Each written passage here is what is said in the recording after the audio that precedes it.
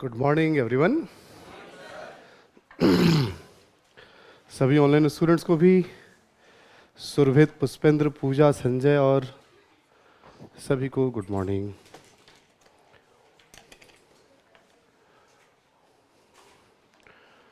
तो कल हम लोग मौर्योत्तर काल में, है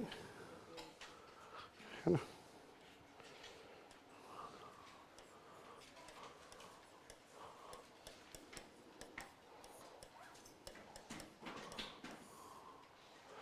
ठीक है, कल हम लोग मौर्योत्तर काल में, आपको ध्यान होगा, तो हमने अर्थव्यवस्था, समाज और राजनीतिक परिचय कंप्लीट कर लिया था। आज हमें बात करनी है मुख्यतः संस्कृति के बारे में। और संस्कृति की चर्चा जब होगी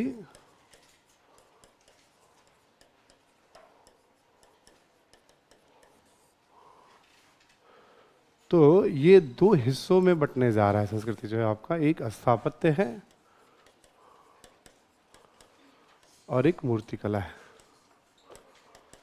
चित्रकला भी है, हम रेफरेंस ले लेंगे उसका। स्थापत्य की बात करें हम तो यहाँ पे चर्चा होने जा रही है स्थापत्य में एक स्तूप, चैत्य के बारे में और विहार के बारे में। ठीक, स्तूप, चैत्य और विहार, है ना। अभी किन किन शासकों ने इसका निर्माण कराया। मूर्तिकला में 3 कला की चर्चा करेंगे हम लोग, गंधार, मथुरा और अमरावती कला। 3 कला केंद्र थे जिसकी हम बात करने जा रहे हैं, गंधार, मथुरा और अमरावती कला, है ना। चित्रकला का बहुत ही मिनिमम रेफरेंस लेना है हमें, सातवाहनों के समय है बट ले लेंगे उसका भी रेफरेंस। धर्म के बारे में अलग से कुछ नहीं पढ़ना, जो पढ़ना था सोसाइटी में मैंने बता दिया, आपको समझा दिया। महायान बौद्ध धर्म या अलग अलग संप्रदायों के बारे में मेन हमें यहाँ कला पढ़ना है। साहित्य का उल्लेख हमने कर दिया साथ ही साथ, ठीक है। जैसे शुंगों के समय है तो मनुस्मृति है, महाभाष्य है, साथ ही साथ मैंने उल्लेख कर दिया, ठीक। धर्म साथ ही साथ मैंने उल्लेख कर दिया, है ना। और अब संस्कृति की बात हम लोग 1 बाय 1 करते हैं यहाँ पे। अब जैसे देखो स्तूप की बात करेंगे हम, सपोज दैट, ठीक। स्टार्ट यहाँ से करते हैं हम, है ना। आप लिखेंगे, पहले शीर्षक दे देंगे स्थापत्य, ठीक है। और स्थापत्य में आपको लिखना है स्तूप पहले।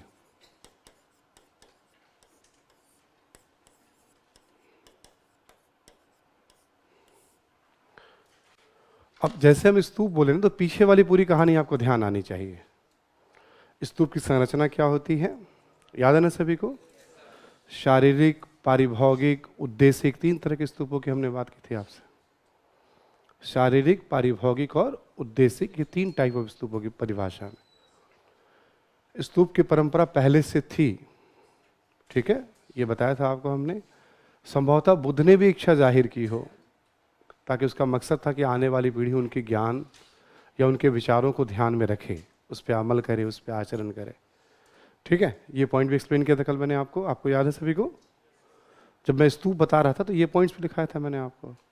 और उसके बाद मतलब कल क्या, परसों वाली क्लास में, और फिर हमने बताया कि देखो बुद्ध के शरीर त्याग के बाद उसके शारीरिक अवशेषों पर 8 स्तूप साक्ष्य नहीं मिलते हैं, लेकिन मौर्य पूर्व काल में स्तूप थे। अशोक ने खुद अपने अभिलेख में इस बात का उल्लेख किया है कि कनक मुनि के स्तूप और शाक्य मुनि के स्तूप में उसने चेंजेस किया, पहले से स्तूप मौजूद थे।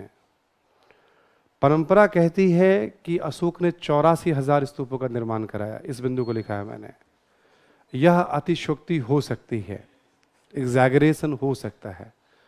अशोक के काल में निर्मित कुछ स्तूपों के साक्ष्य हमने एक्सप्लेन किए, ठीक। अब अशोक कालीन स्तूप की विशेषताएं क्या है, तो जो डायग्राम हमने बनाया वो किसी भी काल में अभी भी सेम चीज है। जो डायग्राम हमने यूज किया वो अभी भी आप यूज कर सकते हैं, सेम स्तूप वैसा ही है। इसलिए हमने एक बार डायग्राम खींच दिया किसी भी काल में। अब उससे आगे स्तूप का क्या विकास हुआ। मौर्योत्तर काल में शुंग शासकों ने, सातवाहन शासकों ने और कुषाण शासकों ने स्तूप के विकास में योगदान दिया। तो उन्होंने क्या क्या कंट्रीब्यूट किया, क्या बनाया, क्या चेंजेस लाए, तो ऐसे अभी हम तीनों को देख लेंगे, तीनों शासकों का योगदान देख लेंगे स्तूप में हम, है ना, तीनों राजवंशों का योगदान। और फिर आपको क्या हो जाएगा, वहां से जब आप क्रम बनाओगे तो देखोगे कि भाई स्तूप स्थापत्य का विकास कैसे हो रहा है। ठीक है, तो एक तो हॉरिजेंटल जो हम पढ़ रहे हैं टॉपिक वाइज, और एक होता है पूरा वर्टिकल कि स्तूप की परंपरा कहां से शुरू हुई, अभी जहां तक एंड करेंगे इसको हम, दोनों कड़ियां जुड़ जाती हैं। बस एंशिएंट हिस्ट्री में इतना ही ध्यान रखना पड़ता है। हॉरिजेंटल तो हम पढ़ ही रहे हैं, थोड़ा सा एक से दूसरे टॉपिक को कनेक्ट करते रहना पड़ता है। ये इसकी अधिकतम सीमा है एंशिएंट हिस्ट्री की। बस इसी में थोड़े शब्दों को घुमा घुमा के प्रश्न पूछ लेंगे, इससे ज्यादा कुछ होता नहीं है इसमें। ठीक है, आइए लिखिए आप जरा, यहां लिखिए आप, शुंग शासकों के काल में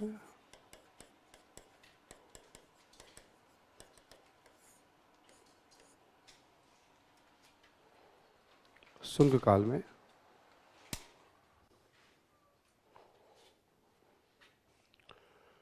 शुंग काल में लिखें आप कि,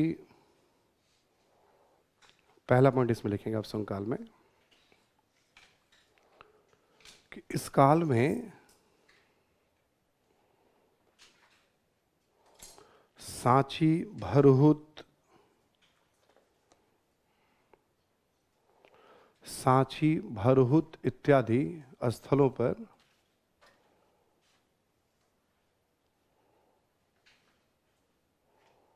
सांची, भरहुत इत्यादि स्थलों पर स्तूपों का निर्माण हुआ।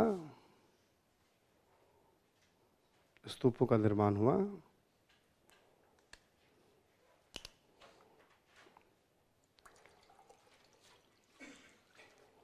स्तूपों का निर्माण हुआ तथा स्तूपों का निर्माण हुआ तथा अशोक कालीन स्तूपों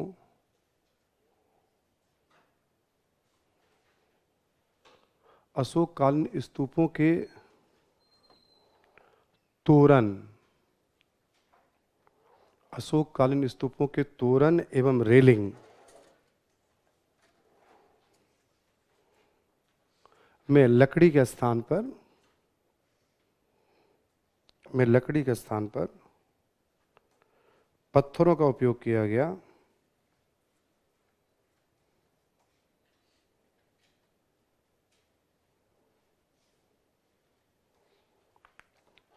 लकड़ी के स्थान पर पत्थरों का उपयोग किया गया। ठीक है, तो पुनरुद्धार किया गया, इसको कहते हैं हम। ठीक, आगे लिखें आप, स्तूप स्थापत्य से संबंधित, स्तूप स्थापत्य से संबंधित सभी विशेषताएं पूर्ववर्ती काल की तरह, सभी विशेषताएं पूर्ववर्ती काल की तरह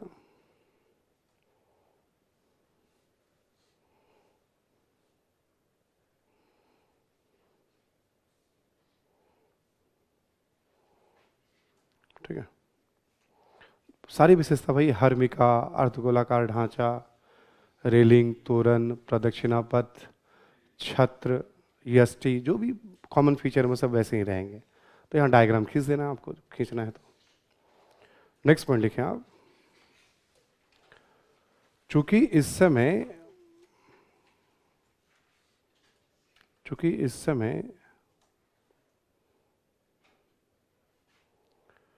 बौद्ध धर्म पर थेरवादियों का प्रभाव ज्यादा था। थेरवादी या स्थविरवादी, शायद आपने नाम सुना हो। सुना है क्या सभी ने नाम?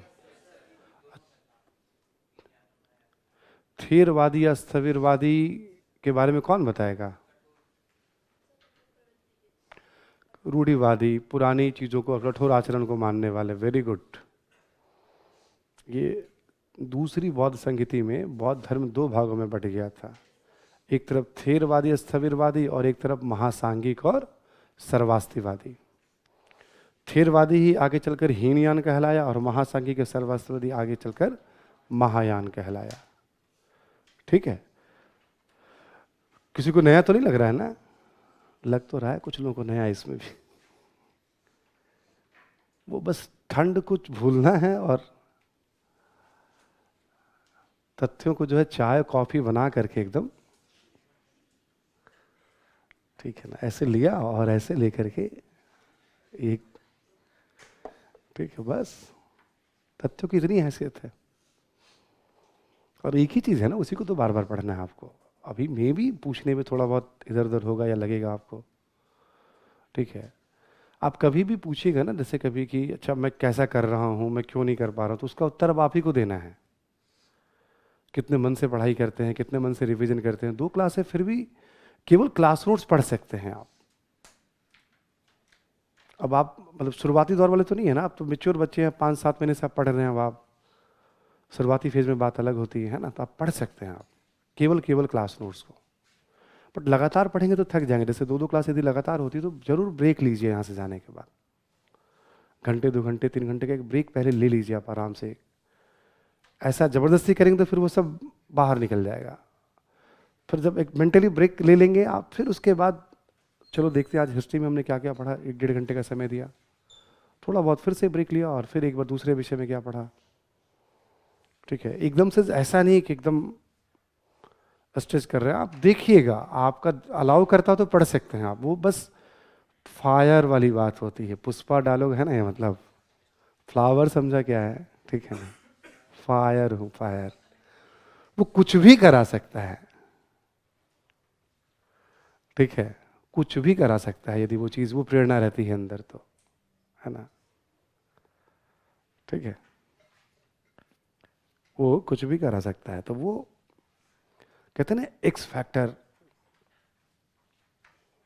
सर्दी में भी गर्मी का एहसास कराए, कॉर्टिसोल, एक्स फैक्टर, ठीक है। तो हम लोग बात कर रहे हैं इस समय कि चूंकि इस समय बौद्ध धर्म पर थेरवादी, ठीक है, थेरवादियों का प्रभाव था, लिखें आप, बौद्ध धर्म पर थेरवादियों का प्रभाव अधिक था। अतः स्तूपों पर बुद्ध के जीवन की घटनाओं को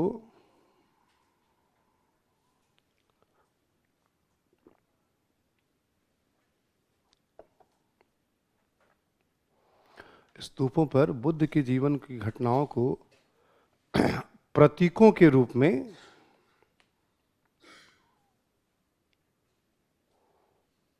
अंकित किया गया है।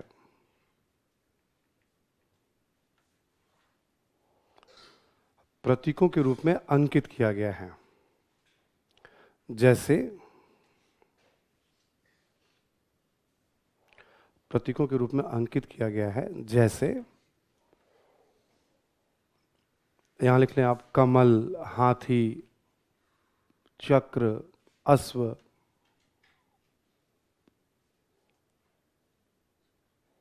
चक्र, अश्व इत्यादि।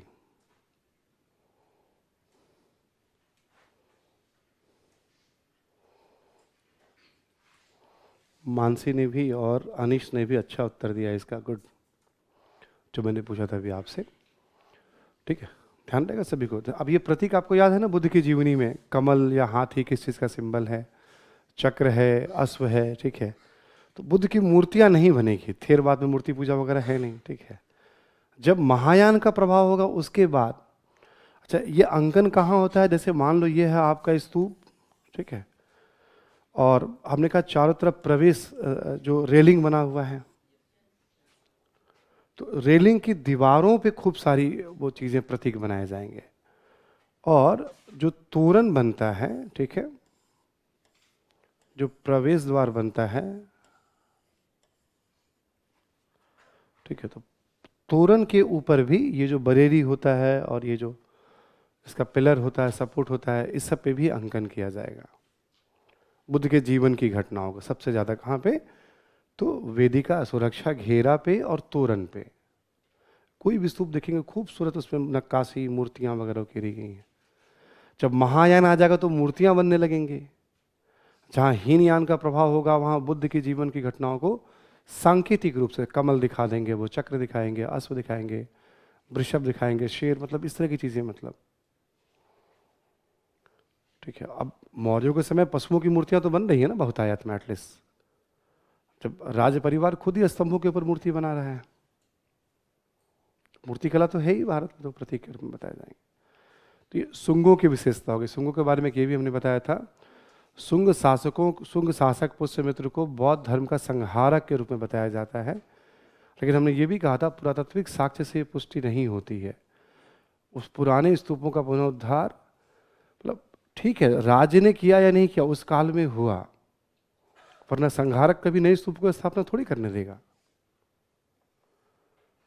उत्साही ब्राह्मण धर्म के समर्थक थे, प्रचारक थे पुष्यमित्र शुंग और उनके उत्तराधिकारी, लगभग 100 वर्ष तक थे। लेकिन दूसरे संप्रदाय भी अस्तित्व में थे, पुरातात्विक साक्ष्यों से ऐसी कोई पुष्टि नहीं होती है। शुंगों की बात हो गई, शुंग काल में स्तूप। अब आप लिखें सातवाहन काल में।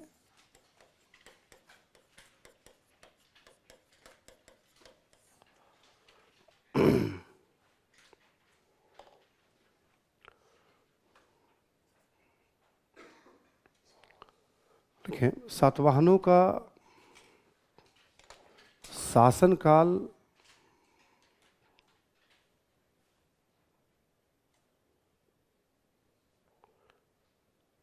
लगभग 4 सदियों से अधिक तक रहा है।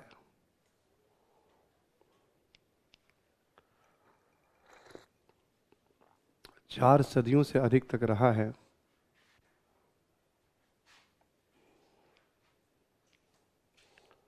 और इस अवधि में एक तरफ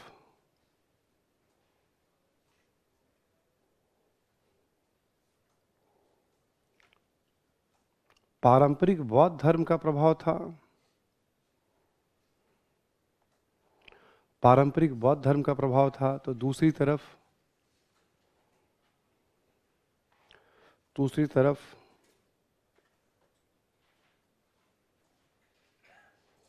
ठीक है, बौद्ध धर्म का प्रभाव था, तो दूसरी तरफ प्रथम सदी ईस्वी से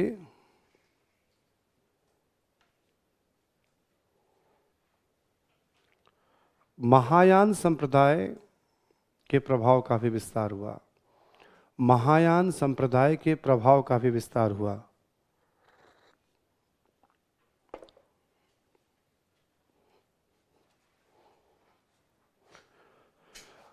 अब सातवाहनों का काल हमने कब से कब बताया? दूसरी सदी ईसा पूर्व से तीसरी सदी ईस्वी तक, लगभग 4 सदियों तक शासन। जब सातवाहनों का दौर शुरू हुआ तब तो हीन यानी मतलब स्थविरवादी थे, और जब कनिष्क का सम्मेलन हुआ, चौथी बौद्ध संगति, उसके बाद हीनयान और महायान आया। तो ये तो चलता ही रहा पुराना वाला बौद्ध धर्म, जो रूढ़िवादी बौद्ध धर्म जिसे हम कहते हैं, कठोर आचरण वाला। और दूसरी तरफ हमने क्या देखा? महायान संप्रदाय का भी। तो सातवाहन काल में जो स्तूप बनेंगे उस पर दोनों का प्रभाव दिखेगा। समझ पा रहे सभी लोग ना? अब लंबा शासन काल है तो ये कॉन्सेप्ट उसमें एंट्री होगी, उस कॉन्सेप्ट की। आगे लिखें आप, देखिए इस काल में अमरावती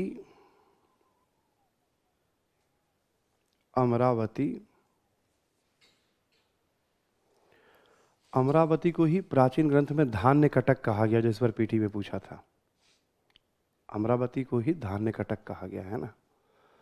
इस काल में अमरावती, नागार्जुन कोंड,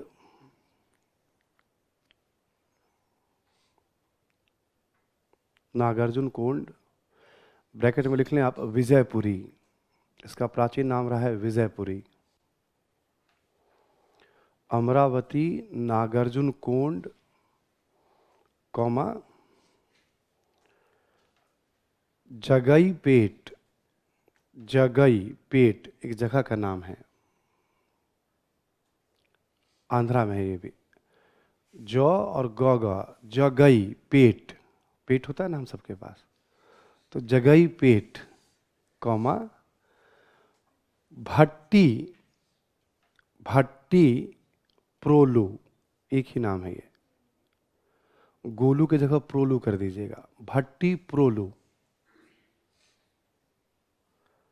ठीक है, हम लोग देख रहे हैं इस काल में अमरावती, नागार्जुन कोंड, जगई पेट, भट्टी प्रोलू इत्यादि स्थलों पर, लिखें आप, स्तूपों का निर्माण किया गया।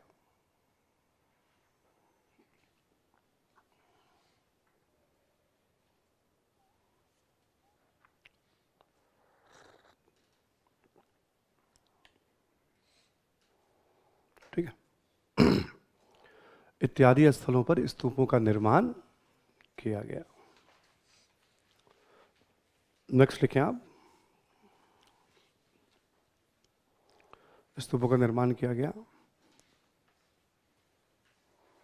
नेक्स्ट लिखें आप, स्तूप स्थापत्य से संबंधित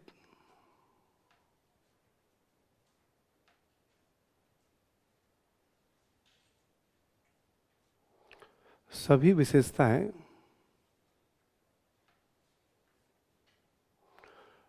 कुछ नए तत्वों के साथ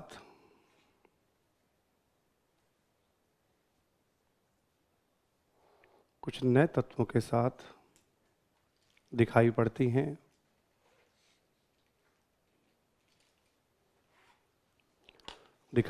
हैं।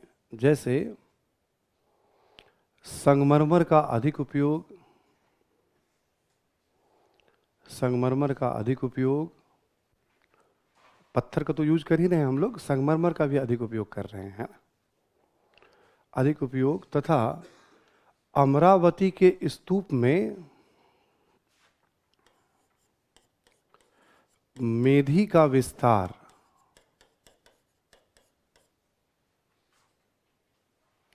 मेधी यानी प्लेटफॉर्म, चबूतरा का विस्तार, ठीक है, एवं विस्तारित भागों पर स्तंभों का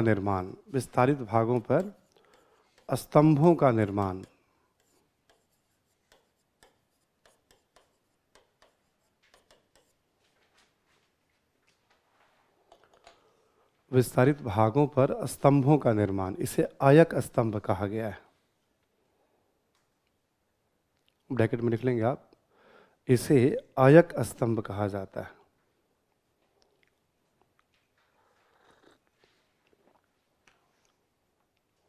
ठीक है, तो सारी विशेषताएं हैं ही। आप देखोगे संगमरमर का उपयोग हो रहा है, नोटिस करने वाली बात, और मेधी का विस्तार हुआ। पहले मेधी उतना ही होता था जितना स्तूप होता था, अब मेधी को बढ़ा दिया गया और चारों कोने पे स्तंभ बना दिए जाएंगे, उसको नाम दिया गया है आयक स्तंभ। एक और पॉइंट लिखें आप, स्तूपों पर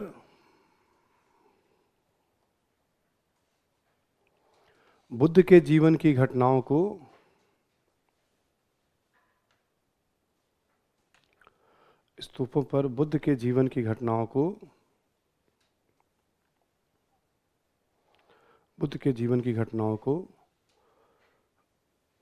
प्रतीकों के साथ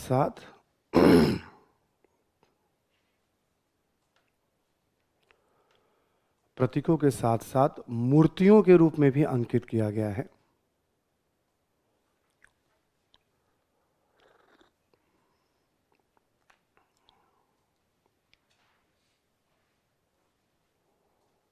मूर्तियों के रूप में भी अंकित किया गया, यानी हीनयान महायान दोनों का प्रभाव दिखेगा। प्रतीक भी दिखेंगे आपको और मूर्तियां भी आपको दिखेंगी इस पे, ठीक है, दोनों इम्पैक्ट आपको दिखने वाला है। आपको याद होगा हमने बताया था सातवाहनों के बाद आंध्रा में किसका शासन हुआ? इक्ष्वाकुओं का। ये सारी जगह आंध्र प्रदेश में पड़ते हैं, जो चारों लिखवाया मैंने आपको। स्तूप आपको आंध्र प्रदेश में ही मिल रहे हैं ना, सातवाहनों के समय।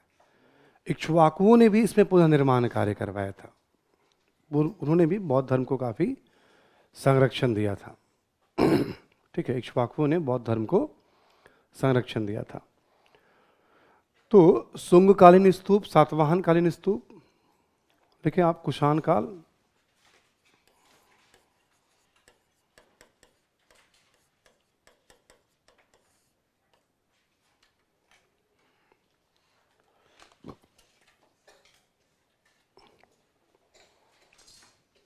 लिखें कि कुषाण काल में, मतलब कनिष्क की बात कर रहे हैं हम लोग, है ना, कुषाण काल में